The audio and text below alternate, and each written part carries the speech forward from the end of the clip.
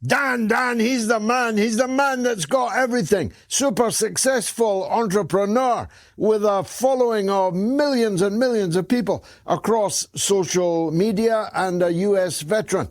You might well ask, why would he want to go to Washington, D.C. and be a congressman? Well, I think the answer, we'll get it from him right now, I think the answer is he wants to do the whole world a service by getting rid of the most loathsome reptile ever to slither across the floor of the Capitol, a man by the name of Randy Fine. Dan, I've got to ask you, what's in it for you?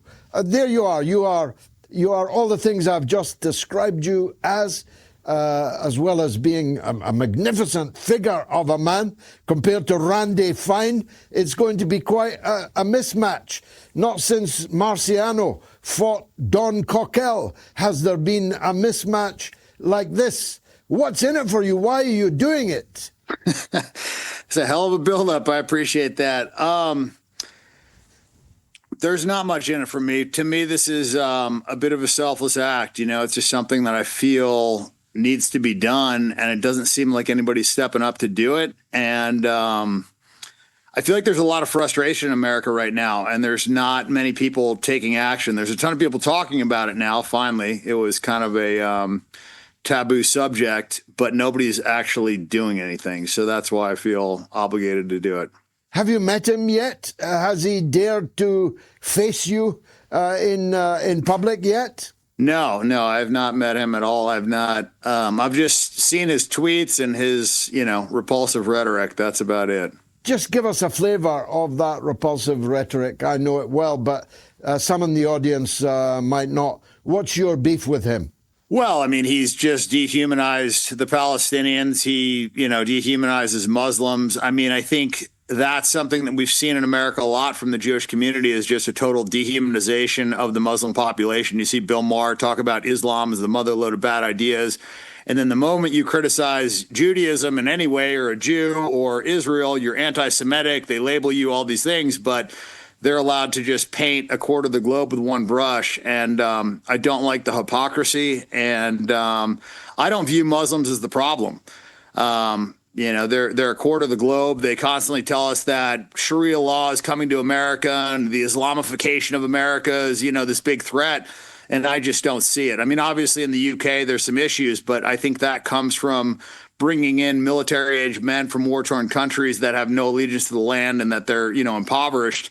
I don't think that that's a religious issue. I mean, you've got Ethiopians causing, plenty of problems, just like Somalians. One is a Christian nation, one is a Muslim nation. I don't think this is a religious issue at all. I think it's an immigration issue and a poverty issue. So, well, we'll come to those points in a minute, but it would be fair to say that if any religious group, if any group who call themselves an ethnicity, it's not something I myself accept, has taken over America, it sure ain't Muslims. It's the American Israel Public Affairs Committee that has bought 93 out of 100 U.S. senators. It's the pro-Israel lobby, not just, of course, Jews, but evangelical Christians in their millions that have a total stranglehold on American politics. In fact, the least powerful group in America are American Muslims. Yes, correct. I mean, they're underrepresented. You see there's, 3 or 4 Muslims in Congress and there's 36 Jews. And the problem is not that they're Jews. The problem is that anybody that's Jewish can today or tomorrow immediately get citizenship in Israel and flee there if they molest children or do whatever they want to do.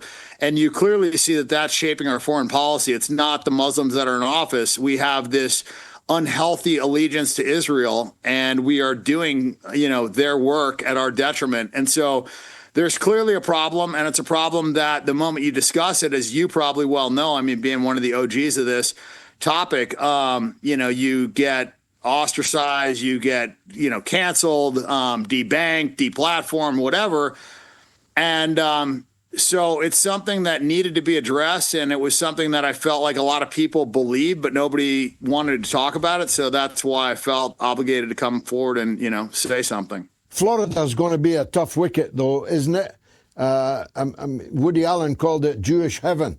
It's a tough place to fight your particular battle. Yes, no, it is. I mean, and it's also District 6 is the people that vote for the primary are 70% 55 and older. So it's going to be a tough demographic. It's a tough race, but I feel like he needs to be unseated. And I feel like I'm probably one of the most likely people to be able to do it. I mean, nobody else is stepping up. Obviously, you know, if Thomas Massey lived there and he wanted to go do it, I'd be cheering him on. I mean, the last thing I want to do is run for Congress or be in government, but somebody, you know, needs to stop this guy. I mean, he's just, you know, to me, I feel like he's a terrorist.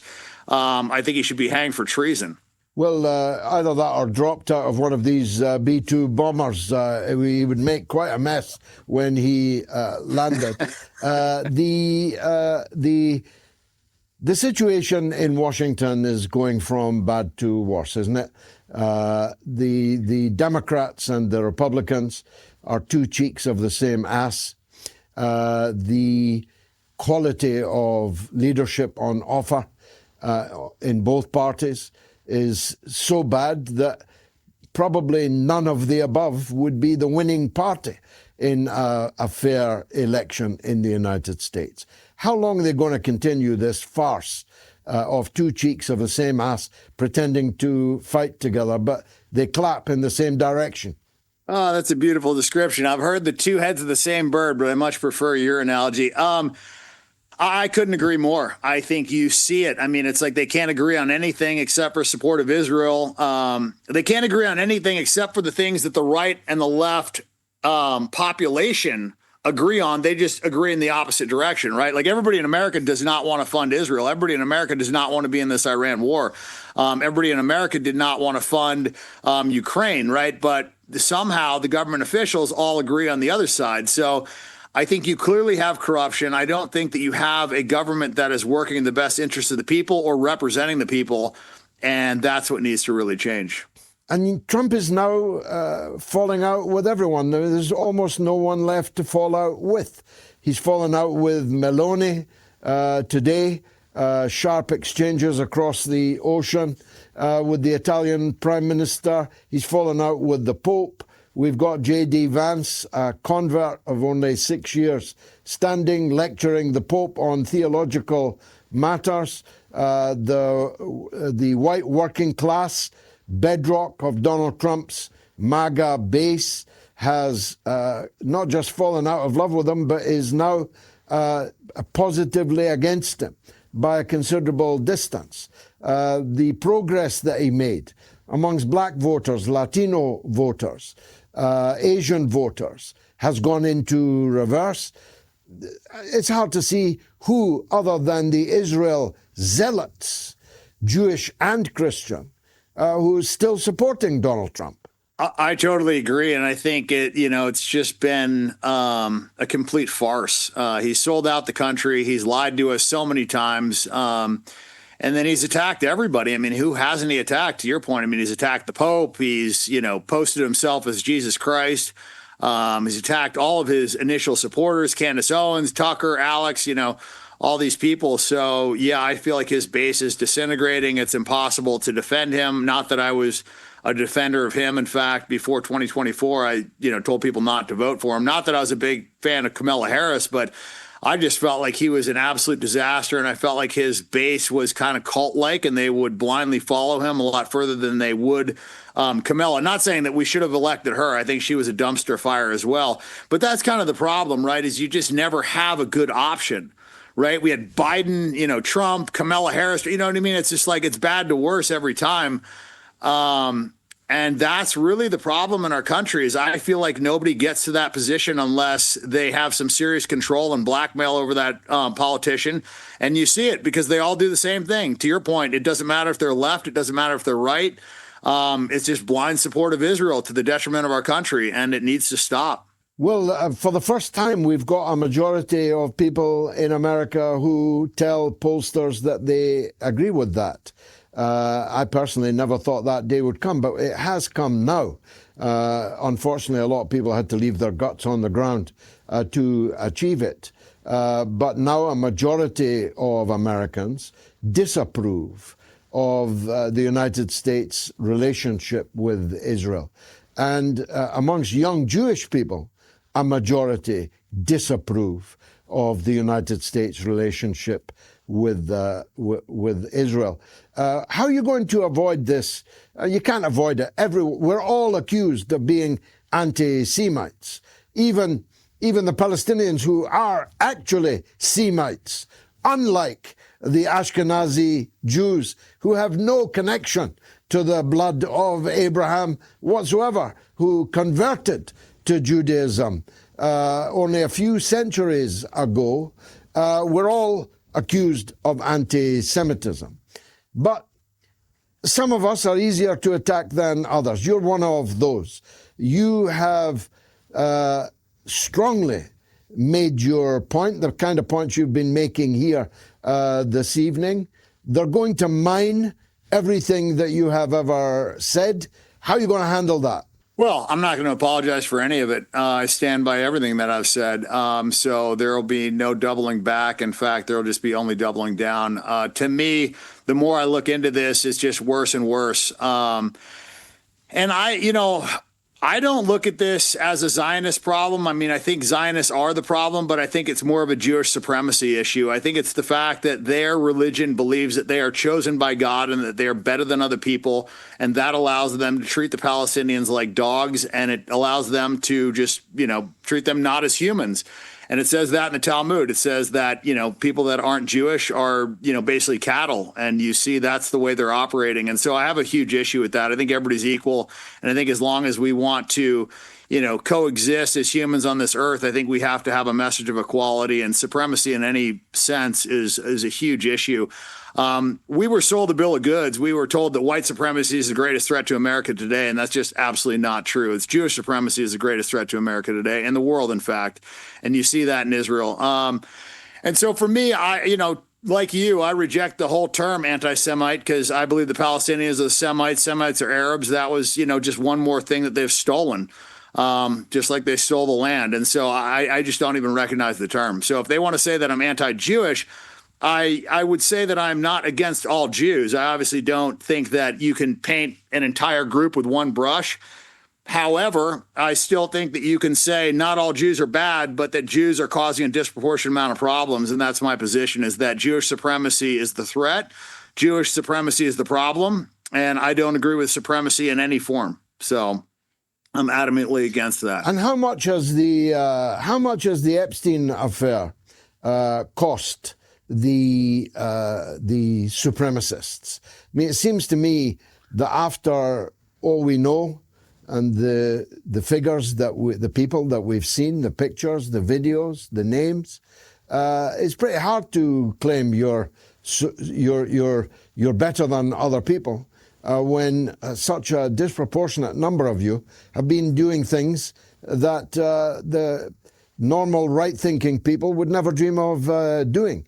It seems to me that together with Israel's conduct in Gaza and now in Iran and in Lebanon for all of my adult life, the conduct of the elite in the United States has really counted badly against American support for Israel, contributed mightily to the massive hemorrhage of support that there has been. Do you think that they've learned any lessons from that? It just seems like they're more and more brazen. I mean, the fact that there's been zero arrests from the Epstein files, the fact that they haven't released all the files despite the, Congress ordering them to, and them being legally obligated to, I think that tells you a lot. And that's, I think, a big source of the frustration is that we're not even getting performative arrests. We're getting nothing. And Americans are pissed. We don't want to see children being raped. We don't want to see children being killed. I mean, that was something that 10 years ago we all could agree on. And now I just feel like we live in this crazy world where Men are women and women are men. And, it's okay for a man to beat up a woman in a boxing match now. And it's okay for drag queens to read to 9-year-olds in schools. And, rape is not being punished and pedophilia is, somehow trying to be normalized. Like, I just feel like our world is flipped upside down. And I look at where this is coming from, and it's coming from the media, and I don't like it. And you can't say anything about it. Well, I mean, you can, but they start deplatforming you. They start demonetizing you. They accuse you of anti-Semitism. And I'm just tired of all that shit. Like, I want it to end. I want there to be Epstein arrests. I want full transparency. I want the government to be operating in the best interest of the citizens and not taking advantage of the citizens. And right now, I feel like all the government employees are getting in there with the idea of what can I get from this and how can I help my donors and how can I get reelected, not what can I do for the country. And that's really the crux of the issue. And so, yeah, I want Epstein arrests. I want people fucking hung from the gallows. I mean, I'm tired of it. Now, your social media following is simply enormous. Millions, it's in the millions.